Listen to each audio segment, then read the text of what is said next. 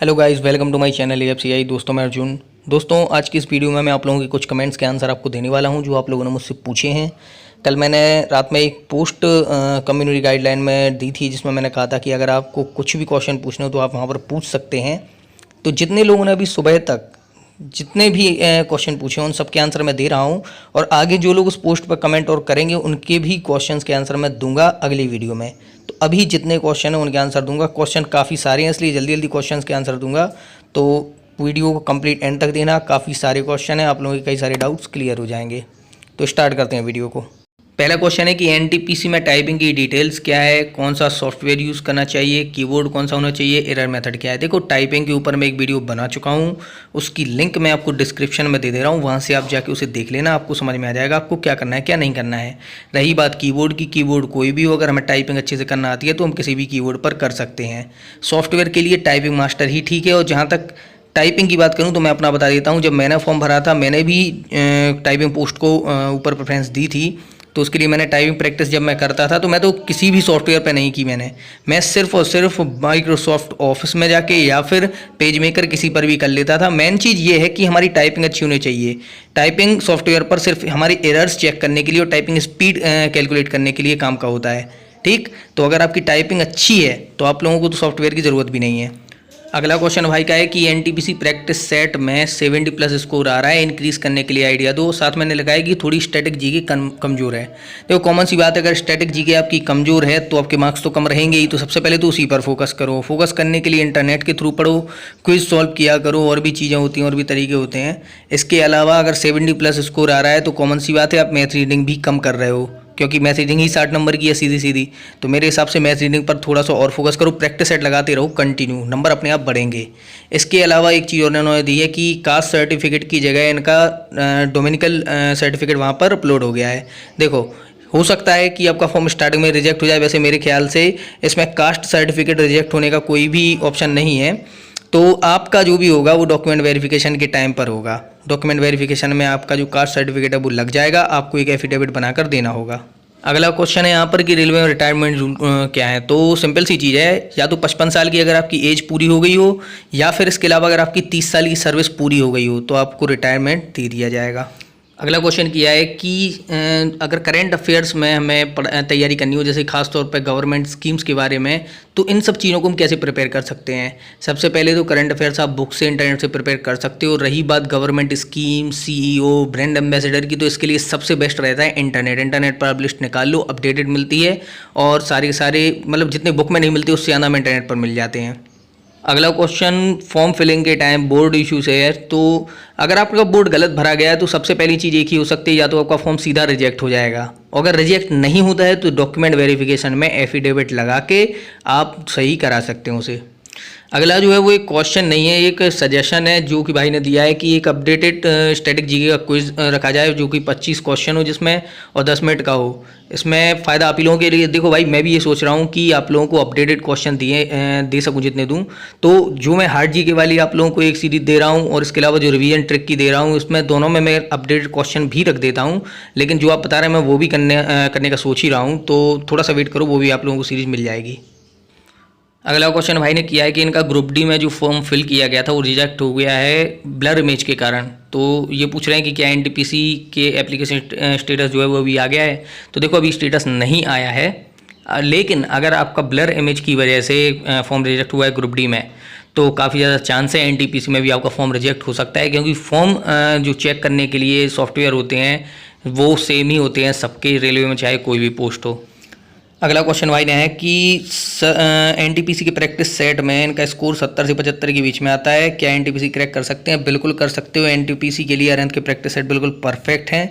और अगर आपके 70 से 75 के बीच में नंबर आ रहे हैं तो बस आपको थोड़ी सी मेहनत करना हो जरूरी है। थोड़ी सी अगर आप अपडेट रहेंगे, करंट अफेयर्स अच्छी से सॉल्व कर लेंगे और साइंस में अच्छे नंबर ले आते हैं तो आपके मार्क्स 80 प्लस भी आ सकते हैं।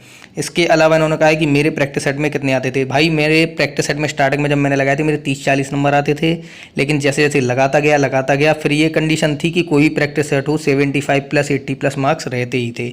सिर्फ यही है कि अगर हम कंटिन्यू प्रिपरेशन करते रहते हैं तो हमारे मार्क्स आते ही रहते हैं।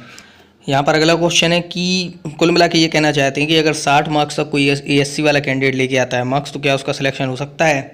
बिल्कुल हो सकता है। 60 नंबर अगर वो लेके आता है, अगर उसके नॉर्मलाइजेशन के बाद 1-2 नंबर बढ़ भी जाते हैं, तब भी SC ST की कट ऑफ कम ही जाती है, और इस बार तो पेपर की हाल चाल देख के लग रहा है कम ही जाएगी।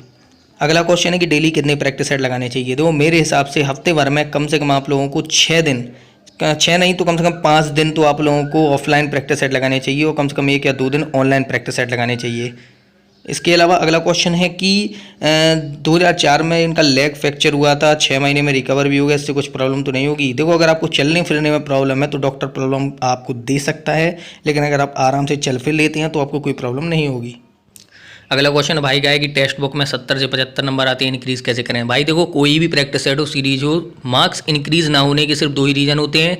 एक कि हमारे टॉपिक कमज़ोर होते हैं, और दूसरा कि हम सॉल्यूशन ठीक से नहीं करते हैं। सबसे पहले ये गौर करो कि आपकी कौन टॉपिक में आप कौन से क्वेश्चन छोड़ते हो, उन्हें आप स्ट्रॉन्ग करने की कोशिश करो। दूसरी चीज़, अगर किसी क्वेश्चन का सॉल्यूशन करते हो तो जीके जीएस साइंस के मामले में जो क्वेश्चन सॉल्व कर रहे हो उसके भी कई सारे जो होते हैं क्वेश्चन रिलेटेड, ऑप्शन से रिलेटेड, उन्हें भी याद कर लो। और मैथ और रीजनिंग में जब तक आंसर ना आ जाए तब तक उस सवाल को लगाते रहो, अपने आप मार्क्स इंक्रीज होंगे। इसके अलावा अगला क्वेश्चन है कि पॉसिबल हो तो 40 से 50 टॉप जो टॉपिक हैं उनसे रिलेटेड जीके जीएस की सीरीज लाऊं, तो भाई मैं ज़रूर लाऊंगा, उसी से रिलेटेड पहला कमेंट ज़रूर था अभी। इसके बाद है सर CCTC की पोस्टिंग के वर्क के बारे में बताओ। देखो वर्किंग वही होती है, अगर सरल शब्दों में मैं बोलूँ तो जिनसे आप टिकट लेते हो जाके, जो अनारक्षित टिकट होती है, UTS होती है, जो हम PRS कराते हैं, वो सब CCTC का काम है। और इनके और भी इनकी मतलब अलग पोस्टिंग की जाती है, पार्सल में भी पोस्टिंग की जाती है, लगेज में भी इनका काम होता है। ठीक, तो मेनली इनका काम अगर देखा जाए तो टिकट काटना इनका काम होता है। अगले में भाई ने बोला है कि जियोग्राफी और हिस्ट्री को प्रोवाइड कराऊं, तो जिस तरह आप लोगों को अभी फिजिक्स और केमिस्ट्री के क्विज जो क्वेश्चन है वो मिल रहे हैं, इसी तरह आप लोगों को जल्द ही जियोग्राफी और हिस्ट्री के ही मिलेंगे। अगला क्वेश्चन भाई का है कि अगर OBC कैटेगरी से हैं तो सेफ स्कोर क्या रहेगा सिलेक्शन लेने के लिए? देखो याद रखो, किसी भी जोन में जाओ, अगर तुम OBC में हो तो अपना जो स्कोर है वो 75+ लेके आना, वो भी रॉ स्कोर, क्योंकि उम्मीद मत करो कि किस जोन की कट ऑफ क्या जाए।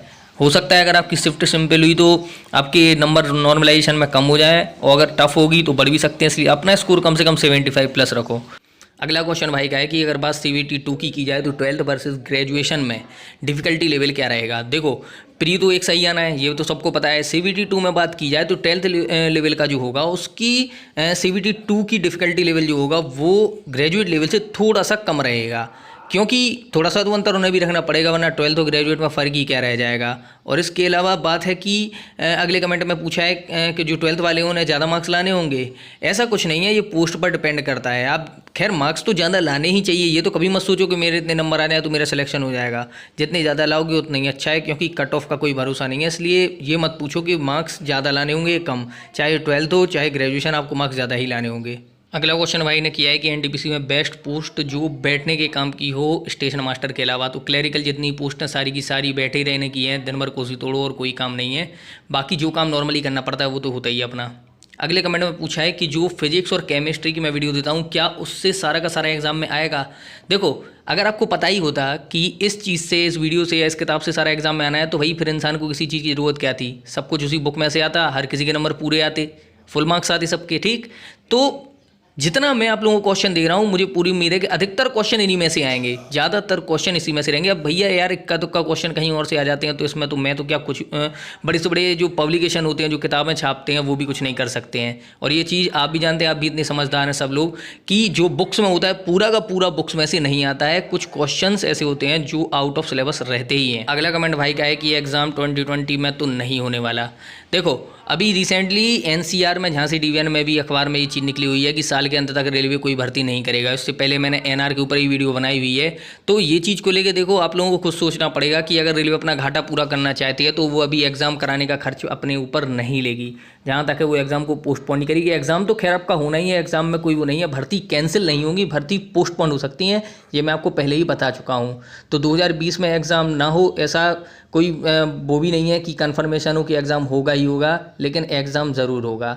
हो सकता है पोस्टपोन हो जाए, अगले साल हो, ये कोई कंफर्म नहीं है, बाकी रेलवे पर डिपेंड करता है। अगला क्वेश्चन है कि ग्रुप डी में अलग अलग पोस्ट अलॉटमेंट कैसे होते हैं। बढ़िया क्वेश्चन है। देखो 3 चीज़ों पर पोस्ट अलॉटमेंट डिपेंड करता है। सबसे पहला आपका मेडिकल का ग्रेड क्या है, दूसरा आपकी पोस्ट प्रेफरेंस क्या है और तीसरा आपके मार्क्स कैसे हैं। अगर आपके मार्क्स अच्छे हैं, आपकी पोस्ट प्रेफरेंस में आपने अपनी मनचाही पोस्ट ऊपर भरी हुई है और इसके अलावा आपका मेडिकल ग्रेड अगर ठीक रहा है उस पोस्ट के अकॉर्डिंग, तो आपको 110% वही पोस्ट मिलेगी जो आपने सबसे पहले भरी हुई है।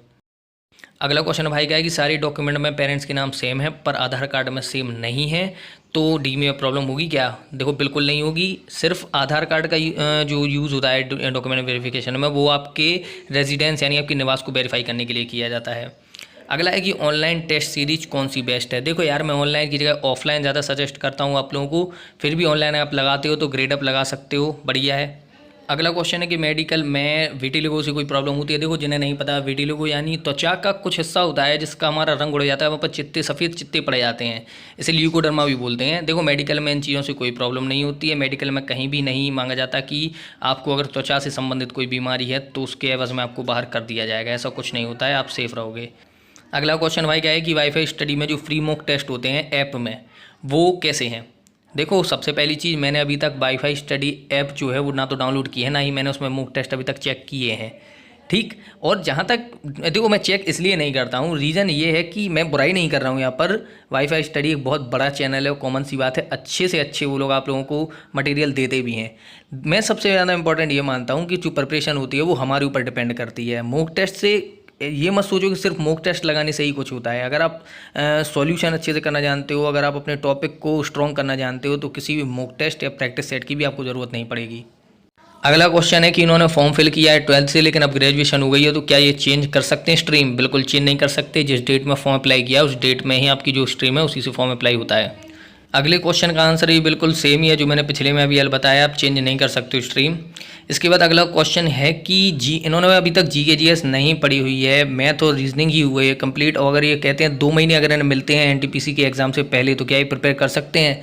मेरे हिसाब से मैं ये कहूँगा 2 महीने कम है GK GS के लिए, क्योंकि अगर आप एक ग्रेजुएट लेवल एग्ज़ाम दे रहे हो तो आप लोगों को प्रिपरेशन जो है वो फुल करनी चाहिए। 2 महीने में तो आप सिर्फ बेसिक GK GS ही निपटा पाओगे, तो अभी से प्रिपरेशन चालू करके ही रखो। अगला है कि अगली ALP रिक्रूटमेंट 2021 में आ सकती है क्या। 2021 में आ सकती है, 2020 में तो उम्मीद छोड़ दो। इसके बाद अगला है कि मेरी सैलरी से रिलेटेड अभी तक कुछ हुआ है, कब तक सैलरी मिलेगी। देखो अगर लॉकडाउन नहीं होता तो मेरी सैलरी अभी तक आ जाती। लॉकडाउन के चक्कर में DRM ऑफिस बंद है, सब वर्क फ्रॉम होम चल रहा है, इसलिए अभी सैलरी नहीं बनी है। जैसे ही हेडक्वार्टर में काम चालू हो जाएगा तुरंत मेरी सैलरी बन जाएगी।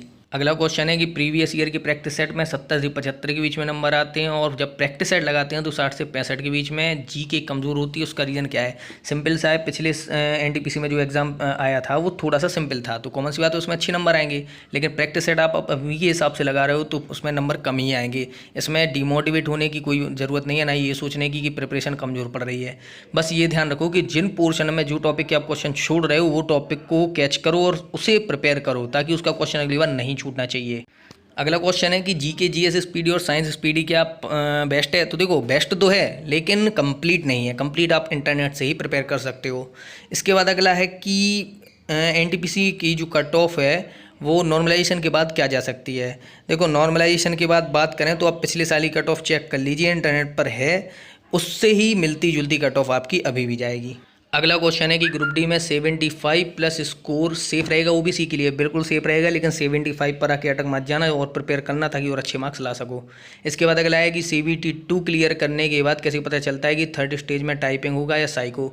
जब आप 2nd स्टेज क्रॉस करते हैं, पास कर लेते हैं, तो एक लिस्ट निकलती है, उसमें निकलता है कि कितने लोगों को एप्टीट्यूड के लिए चुना गया और कितने लोगों को टाइपिंग के लिए। उसमें अपना नाम चेक कर लीजिए किस सेक्शन में आपका नाम है। अगला है कि CCTC बनने के बाद ACM बन सकते हैं क्या, इसके बारे में इन्फॉर्म। देखो इसके बारे में मुझे पूरी क्लियर इन्फॉर्मेशन नहीं है, लेकिन मैं आप लोगों को वीडियो के थ्रू बता दूंगा क्लियर करने के बाद। अगला है कि NTPC एग्ज़ाम 2020 में पॉसिबल है क्या। भाई मैं तो कहूँगा 50-50 चांस है, कोई कंफर्म नहीं है, क्योंकि कुछ जगह कुछ डिवीज़न और जोन ने अभी भी बताया हुआ है कि न्यूज़पेपर के थ्रू बताया हालांकि कि 2020 में एग्ज़ाम नहीं होगा, लेकिन अभी तक इस तरह का कोई ऑफिशियल नोटिफिकेशन नहीं निकाला है, इसलिए कुछ कंफर्म नहीं कहा जा सकता है। अगला है कि फ्लैट फुट को NTPC के मेडिकल में क्या रिजेक्ट कर देते हैं। NTPC हो या ग्रुप डी, फ्लैट फुट वालों को कभी रिजेक्ट नहीं करते। अगला क्वेश्चन है मैथ के लिए आर एस अग्रवाल काफ़ी है, तो देखो बिल्कुल काफ़ी है। इसके अलावा आप लोगों को अदर ज़रूरत नहीं पड़ेगी किसी और बुक की, लेकिन इंटरनेट से या यूट्यूब से मैथ के जो यूनिक सवाल होते हैं, जो अच्छे से सवाल एग्जाम में आते रहते हैं, उन्हें एक बार प्रिपेयर ज़रूर कर लेना। अगला है कि जीके जीएस प्रिपरेशन के ऊपर डिटेल वीडियो ज़रूर बनाऊँगा, उसका आधा काम हो चुका है, थोड़ी सी और रह गई है। अगला है ऑनलाइन टेस्ट किसका लगाएं, कितने नंबर लाएं। ऑनलाइन टेस्ट के लिए वही चीज़ है भाई कि ऑफलाइन लगाओ यार, ऑनलाइन मत लगाओ, कोई फ़र्क नहीं पड़ेगा। ऑफलाइन में अरिहंत के लगाओ, ऑनलाइन अगर सीरीज़ कोई भी लगाना चाहते हो ग्रेड अप लगा लो, और मार्क्स वही रखो, अपना टारगेट हमेशा कम से कम 75 या 80+। इसके बाद अगला है कि मैथ के लिए कुछ क्वेश्चन यार समझ में नहीं आ रहे हैं, कैसे पूछ सकता हूँ, कुछ बता सकते हो क्या? देखो आप जीमेल आईडी मैंने डिस्क्रिप्शन में दिया, वहाँ पर मुझे सेंड कर सकते हो। मैथ के क्वेश्चन का ऐसा है कि अगर नहीं समझ में आता है तो आप अपने दोस्तों को सेंड कीजिए, किसी ना किसी के थ्रू तो आपको आंसर मिल ही जाएगा। अगला क्वेश्चन है कि पोस्ट प्रेफरेंस चेंजिंग पर वीडियो बनाऊं। देखो भाई वीडियो बनाने का कोई मतलब है नहीं, क्योंकि पोस्ट प्रेफरेंस चेंज नहीं हो सकती। चेंज सिर्फ एक ही कंडीशन में होगी, अगर आपकी वैकेंसी घटती या बढ़ती है। रेलवे अगर आपको चाहे तो ऑप्शन दे सकता है, लेकिन इसके अलावा और कोई भी तरीका नहीं है पोस्ट प्रेफरेंस चेंज करने का। अगला क्वेश्चन है कि 12th लेवल और ग्रेजुएट लेवल का पेपर डिफरेंट रहेगा या सेम CBT 1 CBT 2, और इसके अलावा 12th level graduate level base पर फॉर्म भराओ तो CBT 1 के बाद आगे उनको कितना एग्ज़ाम देना पड़ेगा। देखो एग्ज़ाम के लिए सिंपल सा है, प्री मेंस दोनों को सेम देने पड़ेंगे, प्री दोनों का सेम होगा, मेंस में डिफरेंस हो सकता है क्योंकि वो लेवल के हिसाब से होगा, और ये आपको नोटिफिकेशन में भी दिया है। तो प्री और मेंस तो सब लोगों को 2 एग्ज़ाम देने ही हैं। अब बाकी ये डिपेंड करता है कि किसका थर्ड मतलब स्टेज पर कौन पहुंचता है, किसी टाइपिंग देना है, किसी साई को देना है, ये बात की बात पता चलेगी। अगला है कि रेलवे डिपार्टमेंट में चिल्ड्रन एजुकेशन अलाउंस भी मिलता है क्या? बिल्कुल मिलता है। अगला क्वेश्चन है कि प्रैक्टिस सेट में स्कोर आ रहा है 50 से 57 के बीच, मैथ में प्रॉब्लम हो रही है, और क्या 9th और 10th की जो NCERT की साइंस की बुक है वो काफ़ी है? तो देखो साइंस के लिए आपके पास काफ़ी है 9th और 10th की बुक। इसके अलावा मैथ के लिए सिंपल सा है यार, यूट्यूब पर इतनी ट्रिक पड़ी हुई हैं, आप ट्रिक के थ्रू पढ़ सकते हो। लॉन्ग सॉल्यूशन भी साथ में मिल ही जाता है आप लोगों को। जो टॉपिक नहीं आ रहा है उसे अच्छे से प्रिपेयर करो, कोशिश करो कि कोचिंग ज्वाइन कर लो तो ज़्यादा सही है। अगला क्वेश्चन है कि क्या मैंने कोचिंग ज्वाइन की थी? बिल्कुल ज्वाइन की थी, मैंने 4 से 5 महीने के करीब कोचिंग पढ़ी थी। इसके बाद मेरे जो टीचर थे जो मुझे पढ़ाते थे उनका CISF में सिलेक्शन हो गया था, तो वो चले गए। इसके बाद कंटिन्यू प्रैक्टिस सेट लगाया, खुद से प्रिपरेशन की है। अगला है कि आपने अपने रेलवे के नोट्स दे सकते हो। देखो रेलवे के नोट्स यार मुझे बहुत टाइम हो गया है, 2013-14 के करीब नोट्स बनाए थे, तो अभी तो मेरे पास कोई नोट्स नहीं है, इसीलिए मैं आप लोगों को ऑनलाइन प्रोवाइड भी कराता रहता हूँ, टेस्ट और PDF बना के भी देता रहता हूँ। अगला है कि लॉकडाउन का कट ऑफ पर क्या प्रभाव पड़ेगा? देखो लॉकडाउन का कट ऑफ से कोई मतलब नहीं है, पेपर देने लड़कों को जाना ही उससे कोई मतलब नहीं होता है। देखो जो कैंडिडेट अटेंडेंस होती है उससे कट ऑफ पर ज़्यादा असर पड़ता है। अगर लोग कम जाते हैं तो आपकी जो अटेंडेंस है वो भी कम जाती है, अगर आप जहाँ से ज़्यादा कैंडिडेट होते हैं तो कट ऑफ बढ़ भी जाती है। अगला है कि मेरे 2 टीथ खराब हो गए हैं, कोई इशू तो नहीं होगा? देखो आपके 2 या 32 कितने भी खराब हो जाएं, बस बोलना आना चाहिए, कोई दिक्कत नहीं होती भाई। अगला है कि मैं ये पूछना चाहता हूँ ग्रुप डी में गेटमैन की ड्यूटी कितने आवर की होती है? देखो गेटमैन 2 टाइप के होते हैं यहाँ पर, एक ऑपरेटिंग गेट पे काम करता है, एक इंजीनियरिंग गेट पे। ऑपरेटिंग पे स्टेशन का कर्मचारी होता है यानी पॉइंट्समैन, और इंजीनियरिंग गेट जो होता है वहाँ पर गैंगमैन या ट्रैकमैन लगाते हैं। इनकी ड्यूटी फिलहाल 12 घंटे की होती है, क्योंकि जहाँ तक देखा जाए एक दिन में यानी 24 घंटे की ड्यूटी में सिर्फ 2 होते हैं, और बाकी डिपेंड करता है कि वर्किंग पर। अगर किसी ऐसे स्टेशन पर ये गेट है जहाँ पर वर्किंग बहुत है तो वहाँ पर हो सकता है 8 घंटे की शिफ्ट हो और 3 गेटमैन हो। अगला है कि कौन सी बुक में स्टैटिक जीके अच्छा होगा? स्टैटिक जीके के लिए कोई भी बेस्ट बुक नहीं है, ये चीज़ ध्यान रखना। स्टैटिक जीके सबसे अच्छी तैयार होती है इंटरनेट से, इसके अलावा और कोई साधन नहीं है। आप कोई भी बुक ले लो, उसके जो टॉपिक हैं उन टॉपिक को इंटरनेट पर सर्च करके उस टॉपिक को कंप्लीट करते हुए पढ़ते रहो। अगले क्वेश्चन में शायद आप ये पूछ रहे हो कि रेलवे में TTE की जॉब है क्या? तो देखो TTE की जॉब जो होती है, TTE दरअसल हम उसे TTE है उसका नाम सही, TTE या फिर TTI, ट्रैवलिंग टिकट एग्जामिनर या फिर ट्रैवलिंग टिकट इंस्पेक्टर। इनका काम होता है ट्रेन में आपकी टिकट को चेक करना और टिकट से रिलेटेड इश्यूज़ को निपटाना। अगला कमेंट है कि मेरा डिस्टेंट मिशन, मेरे ख्याल से यहाँ पर विजन होगा कि मेडिकल में कोई दिक्कत तो नहीं होगी। देखो डिस्टेंट विजन काफ़ी इंपॉर्टेंट होता है मेडिकल में, और प्रॉब्लम होगी अगर आपको इसमें प्रॉब्लम है तो। अगला है कि भाई इसमें TT की पोस्ट है क्या? TT की पोस्ट इसमें नहीं है, TT का ग्रेड पे 4600 होता है, ठीक। 4600 ग्रेड पे कोई भी पोस्ट इसमें नहीं निकली हुई है। सो गाइस इस वीडियो में सिर्फ इतने ही क्वेश्चंस, आई नो कि काफ़ी ज़्यादा क्वेश्चन हो गए, वीडियो भी लंबी हो गई, लेकिन ज़रूरी था क्योंकि बार बार वीडियो बनाने से अच्छा एक वीडियो में ज़्यादा से ज़्यादा क्वेश्चन उठाऊँ। इस वीडियो में लगभग 50 से ऊपर क्वेश्चन हो गए हैं, तो इससे आगे के जो क्वेश्चन है वो अगली वीडियो में बताऊँगा। उम्मीद है आप लोगों को ये वीडियो अच्छी लगी होगी, आपके डाउट्स क्लियर हुए होंगे, तो वीडियो को लाइक ज़रूर कर देना। दोस्तों के साथ शेयर करना ताकि उनके भी डाउट्स क्लियर हो सकें, और चैनल को सब्सक्राइब ज़रूर करना, नोटिफिकेशन बेल ऑन करना ताकि अगली वीडियो का नोटिफिकेशन आपको तुरंत मिल जाए। मिलते हैं अगली वीडियो में।